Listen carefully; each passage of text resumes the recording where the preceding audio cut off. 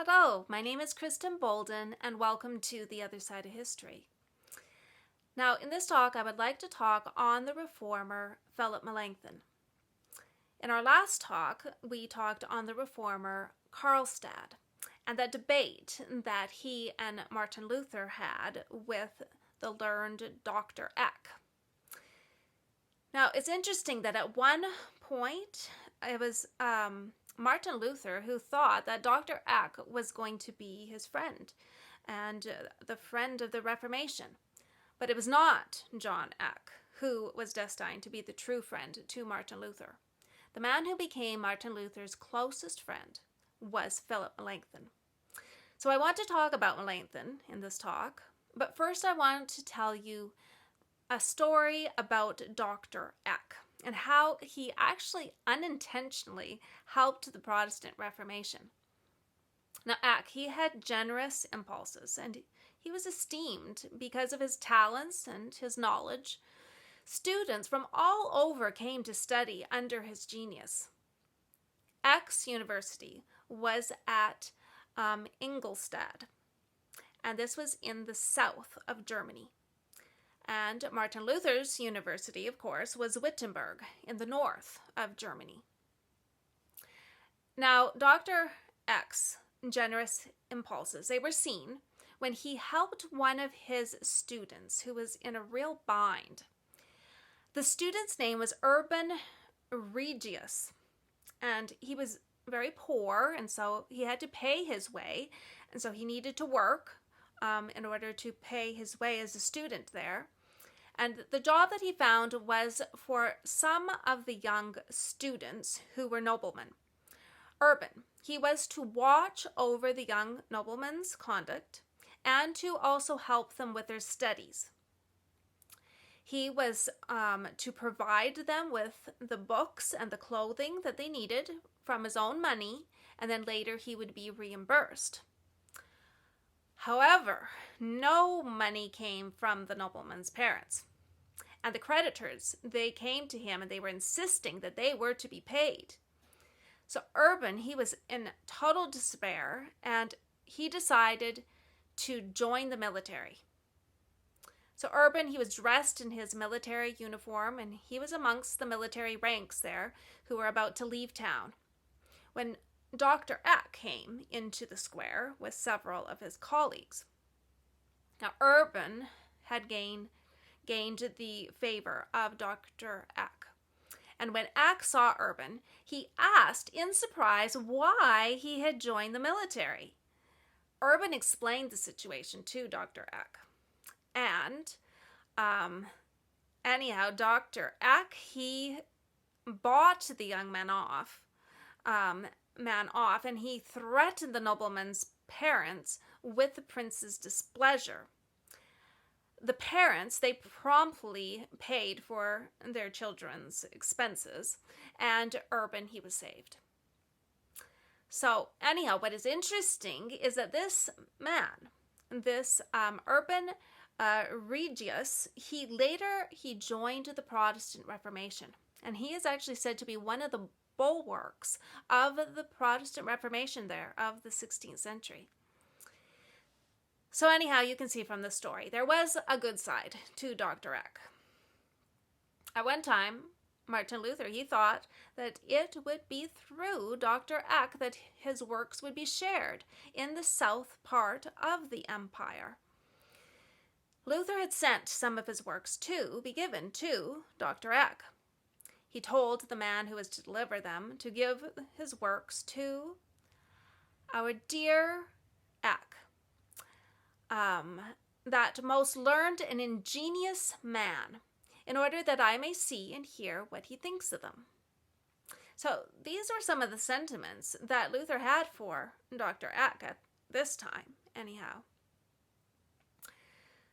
But, as I've already said, it was not Dr. John Eck who was destined to be the friend of Martin Luther. The man that was destined to be Luther's friend was Philip Melanchthon. Now, this was actually Philip Melanchthon's real name. Philip's uncle, whose name was Reuchlin, he found that this German name, Schawatza, too harsh, and so he translated this name into Greek, which is Melanchthon. So I guess it actually means black earth. So they did some very interesting things with names back then. Karlstadt, remember, he was named after the place that he came from. And also Dr. John Ack, he was named after the place he came from, the village of Ack. So I'm kind of glad that they don't do that today. How would you like to be called your first name, with the last name being the name of the town that you've come from? Philip was born in 1497. And this was actually 13 years after the reformer Martin Luther. His father died of the plague when Philip was just a child, and then at the age of 10, he was orphaned by both of his parents. And his grandmother actually took him in. His uncle, remember, his name was this Johann Reuchlin, and he was given the job to guide his education. And his uncle is known in history as Reuchlin. That's the name that you'll most frequently see used. So Philip, he was sent there to reside actually with Reuchlin's sister, and her name was Elizabeth. And this was for the purpose of studying under his uncle's direction. So, Reuchlin, he was at this time known as the greatest Hebrew scholar in all of Europe. He was thought actually of as Erasmus's equal. Reuchlin, he was delighted in the genius and the industry of the young scholar Melanchthon. So Reuchlin, he held the belief in the union of learning combined with faith, both learning and faith together, which was one of the main features there of the Protestant Reformation. Now, this is what Luther said of Philip Melanchthon's uncle, who was this Reuchlin. And he said, "The Lord has been at work in you, that the light of the Holy Scriptures might begin to shine in that Germany, where for so many ages, alas, it was not only stifled, but entirely extinct." So he had a statement of praise there to say of Philip Melanchthon's uncle. Now, in order for the truth to prove triumphant, it was necessary to revive in Christendom the love of the study of the Scriptures. So Reuchlin, he was one of the men that God chose to do this. He was only 20 when he became teacher of philosophy, and that was Greek and Latin, and this was in Basel. He endeavored to promote the cause of truth by his life as well as his writings. Now, Reuchlin had a lofty stature and also had kind of a commanding person about him. He was very engaging when he made an address. He gained the confidence of all those with whom he had to deal, it was said. His thirst of knowledge was equal to his zeal in sharing it. The Reformation owes actually much to this man, who also had a very large influence upon his nephew, which was Philip Melanchthon. So Reuchlin, he was delighted in the genius and the industry of his young scholar, this Philip Melanchthon. And Melanchthon, he entered the university at the early age of 12. And it took him only 2 years before he graduated with his bachelor's degree. He tutored for a while. At the same time, he kept on adding to his store of Greek knowledge. And then he received his master's degree, and he was only 21 years old. Melanchthon's proud uncle, this Aubigne, he used his influence to help Melanchthon get the position as professor at the Wittenberg University. So Melanchthon, he was only 24 years old when he entered the ecclesiastical state. At first, the schoolmen, even Martin Luther, actually received Melanchthon coolly. He looked to be much younger than he actually was, and he did not have that commanding presence that his uncle possessed. But then Martin Luther and the others, they heard his inaugural speech. All were impressed with the genius that they saw, and the learned and amiable professor became actually very popular and in demand. The university there at Ingolstadt was, remember, the rival university to Wittenberg, and they tried to get Philip Melanchthon to work for them. Of course, Melanchthon's friends there at Wittenberg, they could not allow such a thing to happen, and so they conspired together to retain him with ties of marriage. So Luther, Aubigne says that he did not join in this conspiracy, but he did agree that marriage for Philip Melanchthon was a good idea. So Melanchthon, he frequently visited the home of the burgomaster, who was Cap, and he had a daughter whose name was Catherine. And she was a woman of a mild character and great sensibility. So the conspiracy was to get Philip Melanchthon to marry Catherine. So Melanchthon's friends there at Wittenberg, they harassed him to ask for Catherine's hand in marriage. However, Philip, he was absorbed in his books and he would not hear of it. The Greek authors and his testament, that's what his delight was. He had phenomenal energy. He began his day at 2 a.m. and he gave lectures to as many as 600 students at 6 a.m. He also published several books. Philip would meet the arguments of his friends for marriage with other arguments that were against it. It was a war of attrition. And finally, Philip's friends, they wore him down, and the arrangements, they were made. So Catherine, she was given to him to be his wife. So Aubigne says that Philip actually received her very coldly, and he said with a sigh, "It is God's will. I must renounce my studies and my pleasures to comply with the wishes of my friends." So Philip had to admit that Catherine had many good qualities. Catherine has just such a character and education as I should have asked of God, he said.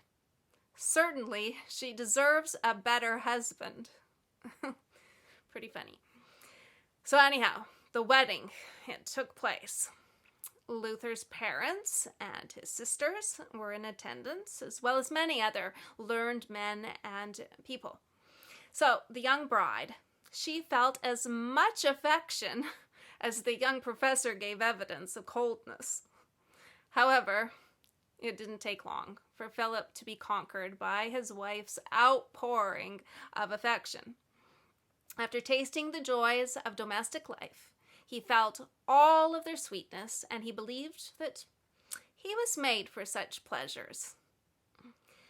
In fact, nowhere did Philip Melanchthon feel himself happier, it was said, than with Catherine and his 4 children.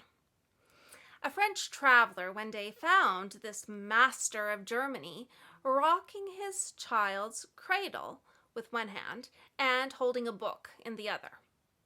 He started back with surprise, but Melanchthon, without being disconcerted, he explained to him with so much warmth the value of children in the eyes of God, that the stranger left the house wiser, to use Philip Melanchthon's own words, than when he had entered the house. So Melanchthon had read Erasmus's Greek Testament, just like Martin Luther had. And he was convinced that salvation must be by faith rather than by works. He made an excellent defense of the Reformation in his writings. Some say it was really Melanchthon that was the brains behind the Protestant Reformation. Melanchthon was a man of peace in an age of conflict. He was reason in a world of passion. Luther said, "I was born to contend on the field of battle with factions and with wicked spirits. This is why my works abound with war and tempests. It is my task to uproot stock and the stem and to clear away the briars and underwood, to fill in the pools and the marshes. I am the rough woodsman who has to prepare the way and smooth the road. But Philip advances quietly and softly. He tills and plants the ground, sows and waters it joyfully, according to the gifts that God has given him with so liberal a hand." Some of Philip Melanchthon's timidity and fears may also be ascribed to his wife. Catherine was always anxious about her husband and grew alarmed at the very least prospect of any danger that might threaten her dear partner. Whenever Melanchthon proposed taking any step which seemed to her, anyhow, dangerous, she overwhelmed him with entreaties to renounce it. "I was compelled," wrote Melanchthon on one such occasion, "to give way to her weakness. Such is our lot." Nevertheless, Catherine was an affectionate mother as well as a loving wife. She also had a heart for the poor, and she liberally gave to them. Luther asked Melanchthon to prepare a statement that was to be delivered to the Emperor, Charles V, in an attempt to settle the religious differences that were there in Germany. It also became known as the Augsburg Confession, and it remains the basic statement of Lutheran doctrines. Now, Rome rejected it altogether, and Melanchthon, even though Melanchthon, he had strove for a statement that would be acceptable to all sides. Melanchthon's great wish was that the church would not be divided. So Martin Luther would say to the youths who would come to Wittenberg in search for knowledge, "If you desire to become theologians, read Melanchthon." Melanchthon was an excellent scholar and a student of the Bible. Eventually, Melanchthon did question the doctrine of even transubstantiation, and this was some time before Luther finally came around also on the subject. That was actually a hard subject for both of them. In 1521, Melanchthon published what was called Theological Commonplaces. Sin, the law, and grace were the principal topics, along with free will, vows, hope, confession, and other doctrines. The University of Cambridge in England later made this actually a required reading. And Queen Elizabeth I, she memorized the whole thing so that she could converse on theology. Philip hesitated to publish his lectures, but Martin Luther, he insisted that they be published, and he actually took it upon himself to publish them without Philip's permission. So Melanchthon's outline of education for elementary grades, it was enacted into law in Saxony to establish the first public school system. His educational plan, it was copied throughout Germany.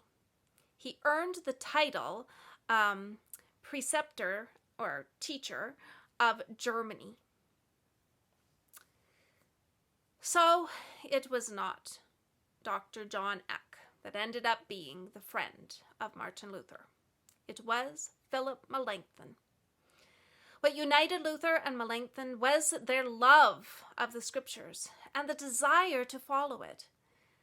At the debate that Karlstadt and Luther had there with Eck, Luther said, "Our Dr. Eck has this day skimmed over the scripture, almost without touching it, as a spider runs upon water." Luther and Melanchthon, they relied upon the holy word of God. And Dr. Eck's opinions, they were grounded on human tradition.